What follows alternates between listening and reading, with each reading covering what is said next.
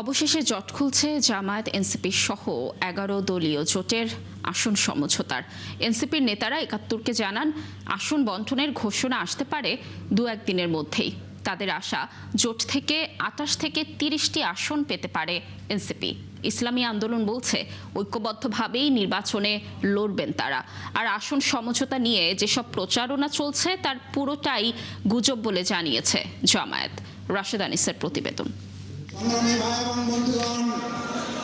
কে কত আসনে লড়বেন তা নিয়ে সমঝোতা না হওয়ায় ১১ দলীয় জোটে শরিকরা নিজেদের মতো করে মনোনয়ন জমা দেয়। বিশেষ করে ২৭০টির বেশি আসনে ইসলামী আন্দোলন মনোনয়ন জমা দেওয়ায় গুঞ্জন ওঠে জোটে ভাঙ্গনের।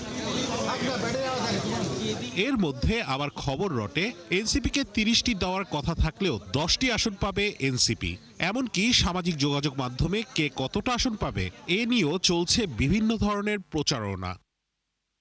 বুধবার এক অনুষ্ঠান থেকে বের হওয়ার পর এসবকে গুজব হিসেবে উড়িয়ে দেন জামাত নেতা আব্দুল্লাহ মোহাম্মদ তাহের। এটা কাল্পনিক, এবং এটা সত্য নয়, এটা আমি বলতে পারি। অনেক দল আমাদের সাথে, জোটও আছে। সব ঠিক থাকলে জোটবদ্ধ দলগুলো কে কতটা আসন পাচ্ছে আগামীকালই আসছে সেই ঘোষণা, বললেন এনসিপির নেতারা। আর নির্বাচনী কৌশল ঠিক করতে শিগগিরই আলোচনায় বসবে জোটের নেতারা।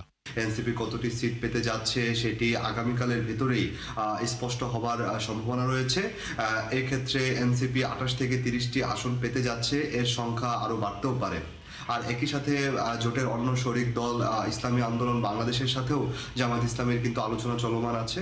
সেই আলোচনাটা যদি সুরাহা হয়ে যায়, একটি মীমাংসায় পৌঁছানো সম্ভব হয়, তাহলে আগামীকাল পুরো জোটেরই একটি তালিকা প্রকাশ করার সম্ভাবনা রয়েছে। ২৮ থেকে ৩০টি আসনের যে সমঝোতা, সেই সমঝোতা এনসিপির সাথে এই জোটের হচ্ছে, এবং আমরা মনে করি আমাদের নিজেদের ভিতরে ওই ধরনের বোঝাপড়া এবং কমিটমেন্ট আছে, এটা নিয়ে কোনো সমস্যা হবে না। ২-১ দিন লাগবে এটা ফাইনাল হতে, তারপরে অফিসিয়ালি ওই নির্দিষ্ট আসনে জোটের সকল দলের যারা আছে তারা একসাথে নেমে তাদের জায়গা থেকে নির্বাচনী প্রচারণায় যাবে।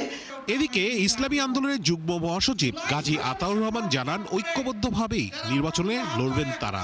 আমরা নীতিগতভাবে সিদ্ধান্ত নিয়েছি ঐক্যবদ্ধভাবেই নির্বাচন করব। এখানে জামাতে ইসলামী, ইসলামী আন্দোলন বাংলাদেশ, এনসিপি সহ ১১টি রাজনৈতিক দল আছে। তো এখনো পর্যন্ত আসন সমঝোতা চূড়ান্ত হয় নাই, তবে আমরা আশাবাদী ২-১ দিনের মধ্যেই হয়তো চূড়ান্ত হবে। আর যদি আসন সমঝোতা চূড়ান্ত হয়, ফলপ্রসূ হয়, তাহলে প্রত্যেকটা আসনে একক ক্যান্ডিডেটই থাকবে। বিভিন্ন প্রক্রিয়া শেষে মনোনয়ন প্রত্যাহারের শেষ তারিখ ২০ জানুয়ারি। এর আগেই আসন সমঝোতা করতে হবে ১১ দলীয় জোটকে। রাশেদ আনিস, ৭১, ঢাকা।